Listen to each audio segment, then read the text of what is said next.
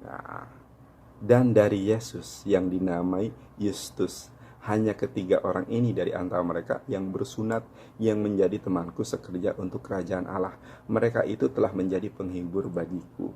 Anak Yesus itu namanya Yustus. Dan dari Yesus yang dinamai Yustus. Ben dari Yesus. Ini ada perubahan ya. Ada salah terjemahan. Dan Ben Yusuf yang dinamai Yustus. Ya, ingat, di sini diterjemahkannya apa? Dan dari Yesus yang dinamai Yustus. Dari itu sebenarnya apa? Dan Ben Yesus. Ben itu anak, ya. Di situ apa? Dan dari. Padahal di situ apa? Dan Ben Yesus. Ben itu anak dan anak Yesus yang dinamai Yustus. Nah, ini yang ditutupi. Kenapa? Karena salam terjemahan. Jadi ya susah kalau memang udah terpatri di dalam otak itu terjemahan, tidak mengerti original teks, tidak mengerti original language, akhirnya ya begini, ya. Ben Yesus jadi dari Yesus. Ben itu bin kalau dalam bahasa Arab. Jadi di sini dan bin Yesus, bin Ben itu anak yang dinamai Yustus. Jadi Yesus ini dari pernikahannya dengan Maria dikaruniai seorang anak yang namanya Yustus. Yustus itu di dalam perjanjian baru hanya satu kali disebut, hanya di dalam Kolose 4 ayat 11. Ada apa ini? Ditutup-tutupi. Padahal di sini jelas ya, di antara mereka yang bersunat yang menjadi temanku sekerja untuk kerajaan Allah.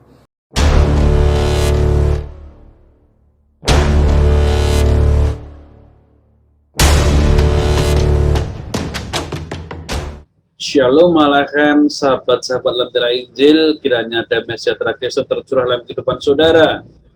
Video saya kali ini adalah membahas mengenai Yustus yang disalahpahami oleh Yonatan Nadar dan dia sebutkan sebagai anaknya Yesus.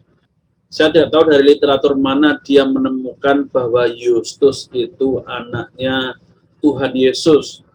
Sementara Kolose pasal 4 ayat 11 tidak menyebutkan bahwa Yustus itu Ben Yesus. Saya tidak tahu Alkitab bahasa Ibrani mana yang dipakai oleh Yonatan Nadar. Mungkin bahasa Ibrani buatannya sendiri, atau dia tidak bisa bahasa Ibrani sehingga memaksakan makna bahwa Yustus itu disebut dengan Ben Yesus. Kolose pasal 4 ayat 11 dalam bahasa Ibrani yang sering dipakai oleh Nandar itu berbunyi demikian. Vegam Yeshua Hanikra Beshem Justos, yang artinya dan dari Yesua yang dipanggil dengan nama Yustus. Nah, dari mana Yonatan Nadar itu menemukan kata Yustus Ben Yesus? Saya tidak tahu, mungkin dia bertapa di bawah kolong jembatan yang banyak kotorannya sehingga dia berhalusinasi, kemudian mendapatkan sebuah khayalan bahwa Kolose pasal 4 ayat 11 dalam bahasa Ibrani itu ada kata-kata Yustus Ben Yesus. Nah, dia menuduh bahwa orang Kristen, gereja mula-mula, para rasul itu menyembunyikan fakta tentang Yustus. Saya tidak tahu tujuannya dari mana akarnya. Mungkin karena keputusasaan menyerang kekristenan dan selalu dimentahkan dengan penuh kegagalan, sehingga dia menjadi putus asa dan nggak ngerti harus berbicara apa lagi untuk menyerang kekristenan. Nah, sejarah gereja tidak menutupi siapa Yustus ini.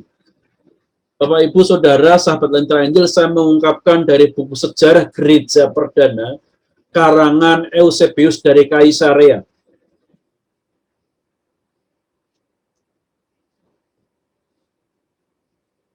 buku ini melaporkan siapa Yustus.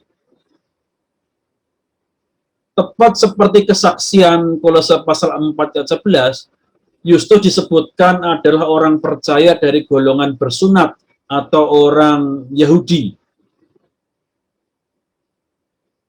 Lalu apakah dia disembunyikan seperti tuduhan Yonatan Nandar? Nah, ini saya bacakan ya, di dalam kitab sejarah gereja dari inkarnasi Kristus sampai kejayaan Konstantin, karangan Bapak Eusebius, uskup gereja Kaisarea. Di halaman 233 bab 35 dikatakan, judulnya Yustus sang uskup Yerusalem ketiga. Ketika Simeon telah wafat dengan cara yang telah digambarkan, seorang Yahudi bernama Yustus menggantikannya menduduki tahta episkopal di Yerusalem. Dia adalah salah seorang dari banyak orang bersunat yang pada masa itu percaya kepada Kristus. Nah, di sini saudara perhatikan bahwa apa yang dicatat dalam sejarah gereja itu tepat seperti apa yang dikatakan Rasul Paulus, bahwa Yustus itu adalah golongan orang percaya yang melayani Kristus dari golongan orang bersunat. Dan kisahnya tidak disembunyikan, justru sejarah gereja menyebutkan bahwa dia menjadi uskup ketiga di Yerusalem.